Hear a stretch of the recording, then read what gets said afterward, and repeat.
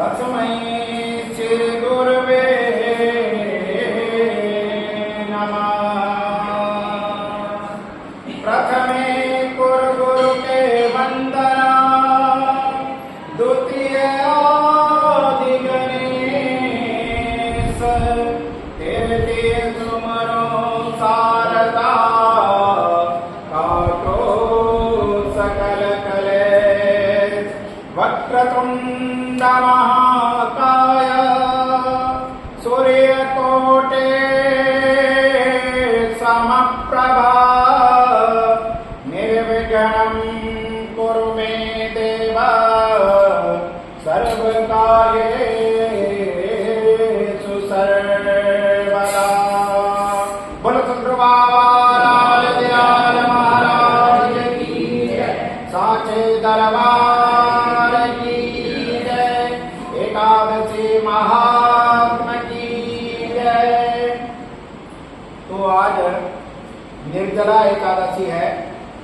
वर्ष की 24 एकादशियों में ज्येष्ठ के शुक्ल पक्ष को एकादशी सबसे बढ़कर फल देने वाली है। इस एकादशी का व्रत रखने से वर्ष भर में की गई एकादशियों के व्रत का फल प्राप्त हो जाता है। इस एकादशी में एकादशी के सूर्योदय से द्वादशी के सूर्योदय तक जल भी ग्रहण करने का नहीं विधान होने के कारण इसे निर्जला एकादशी कहते हैं।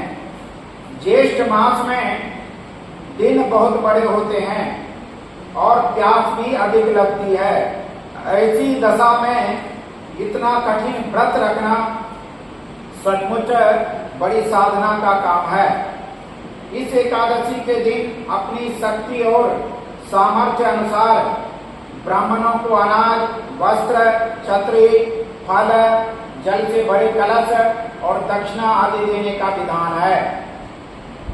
सभी व्यक्ति प्रायः मिट्टी के घड़े अथवा सुराहियों, पंखों और अनाज का दान करते हैं। आज के दिन मीठे शरबत के प्याऊ भी लगवाते हैं। अधिक मात्रा में सत्तू भोजन करते रहना, सतत भोजन करते रहना भीमसेन की एक बहुत बड़ी कमी थी। एक दिन भीमसेन ने व्यास जी से पूछा, हे पितामह, माता कुंती, भ्राता युधिष्ठिर, अर्जुन, नकुल, सहदेव और द्रौपदी आदि सभी एकादशियों का व्रत करते हैं और मुझे भी अनाज खाने को मना करते हैं, किंतु मैं उनसे कहता हूं कि भाई, विस्तार पूर्वक भगवान की पूजा आदि तो मैं कर नहीं सकता हूं और दान भी नहीं दे सकता हूं, परंतु भोजन के बिना मैं नहीं रह सकता हूं। दान भी दे सकता हूं परंतु भोजन के बिना मैं नहीं रह सकता हूं। इसके उत्तर में व्यास जी ने कहा, हे पांडुपुत्र भीमसेन, यदि तुम नरक को बुरा और स्वर्ग को अच्छा समझते हो तो प्रत्येक मास की दोनों एकादशियों को अन्न मत खाया करो। तब भीमसेन ने कहा, हे पितामह, मैं तो पहले ही कह चुका हूं कि भोजन के बिना मैं नहीं रह सकता हूं। यदि वर्ष भर में कोई एक व्रत हो तो मैं रख भी सकता हूं। मेरे पेट में वृक्क नामक वाली अग्नि है। मैं अन्न के भोजन के बिना उपवास तो क्या, एक समय भोजन के बिना जीवित भी नहीं रह सकता हूँ। अतः आप मुझको कोई ऐसा व्रत बतलाइए जो वर्ष भर में केवल एक बार ही करने से मुझको स्वर्ग की प्राप्ति हो जाए। श्री व्यास जी ने कहा, हे पुत्र, बड़े बड़े ऋषियों ने अनेक शास्त्र बनाए, उनमें वर्णित उपायों के द्वारा थोड़े से परिश्रम से ही स्वर्ग की प्राप्ति हो सकती है, परंतु उन शास्त्रों में भी दोनों पक्षों की एकादशियों के व्रतों को मुक्ति के लिए सर्वश्रेष्ठ लिखा गया है। श्री व्यास जी के वचन सुनकर भीमसेन नरक में जाने के भय से भयभीत हो गए और कंपायमान होकर के बोले, अब क्या करूं? एक मास में 2 व्रत तो मैं कर नहीं सकता। हाँ, वर्ष में एक व्रत करने का प्रयत्न अवश्य कर सकता हूँ। एक दिन व्रत करने से मेरी मुक्ति हो जाए। यदि ऐसा कोई व्रत हो तो आप हमें बताइए। यह बात सुनकर व्यास जी कहने लगे कि वृक्ष और मिथुन संक्रांति, वृक्ष और मिथुन संक्रांति के बीच ज्येष्ठ मास के शुक्ल पक्ष की जो एकादशी आती है, उस एकादशी का व्रत करो। इस एकादशी के व्रत में स्नान और आचमन के सिवा जल जो है वर्जित है। हम लोग जो है मुंह में पानी नहीं जाने देते हैं। तो शास्त्र में लिखा है कि स्नान और आचमन के वेले स्नान करते समय में मुंह में जल चला जाता है थोड़ा, और आचमन करते समय, आचमन का ये विधान है कि थोड़ा सा जल उतना लेना चाहिए हथेली में जो हमारे मुंह से होते तक गले तक और हृदय तक, यहाँ तक पहुंचे। हृदय का स्थान भगवान का जो है हृदय में वास होता है, तो यहाँ तक वो चरणामृत समझ लो या आचमन हृदय तक पहुंचे, हृदय के नीचे ना जाए। इतने के मुंह भर लो तो तब पेट में पहुंच जाता है, ऐसा विधान नहीं है। मतलब थोड़ा सा आचमन जो कंठ से होते हुए हृदय तक पहुंचे, ऐसे जल आप ले सकते हैं, चरणामृत ले सकते हैं। तो कहते हैं आचमन के सिवा जल वर्जित है। आचमन में 6 माह से जल से अधिक नहीं होना चाहिए, अन्यथा वह मद्यपान के सदृश हो जाता है। इस दिन भोजन नहीं करना चाहिए, क्योंकि भोजन करने से व्रत नष्ट हो जाता है। इस एकादशी के दिन सूर्योदय से लेकर द्वादशी को सूर्योदय तक जल ग्रहण न करने से समस्त एकादशियों के व्रतों का फल प्राप्त होता है।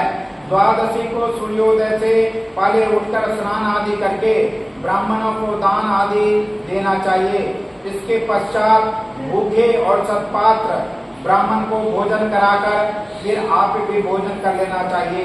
इसका फल 1 वर्ष की संपूर्ण एकादशियों के फल के बराबर है।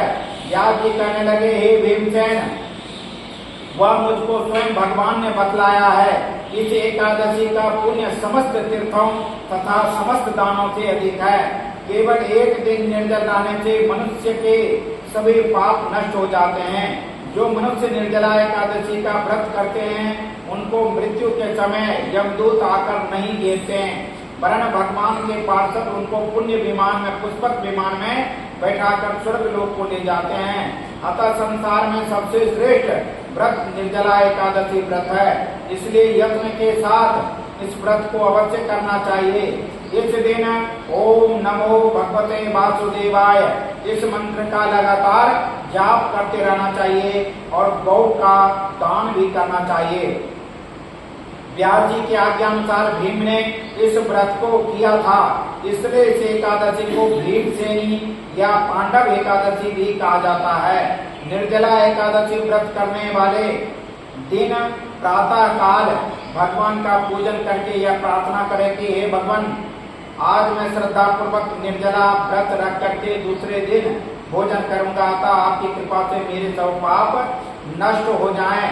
इस दिन जल से भरा हुआ एक घड़ा वस्त्र ढक्कन सहित स्वर्ण सहित दान करना चाहिए। जो मनुष्य इस व्रत को करते हैं, उनको करोड़ फल सोने के दान के बराबर मिलता है।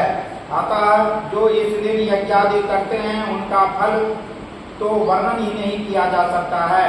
जो मनुष्य इस दिन अन्न खाते हुए चंडाल के समान है, वो नरक में आते हैं। जिन्होंने निर्जला एकादशी का व्रत किया, वो चाहे हत्यारे अथवा गुरु के साथ द्वेष करने वाला हो, फिर भी व्रत के प्रभाव से वो स्वर्ग लोक में जाते हैं। हे भीमसेन, जो पुरुष या स्त्री श्रद्धा पूर्वक इस व्रत को करते हैं, उनको निम्नलिखित कर्म करने चाहिए। प्रथम भगवान का पूजन, फिर गौदान, ब्राह्मणों को मिष्ठान दक्षिणा देनी चाहिए तथा जल से भरे कलश का दान अवश्य करना चाहिए। निर्जला के दिन अन्न, वस्त्र, पात्र, उपान, जूता, चप्पल आदि दान भी करना चाहिए। जो मनुष्य भक्ति पूर्वक इस कथा को पढ़ते या सुनते हैं, उनको निश्चय ही स्वर्ग की प्राप्ति होती है। बोलो शंकर भगवान की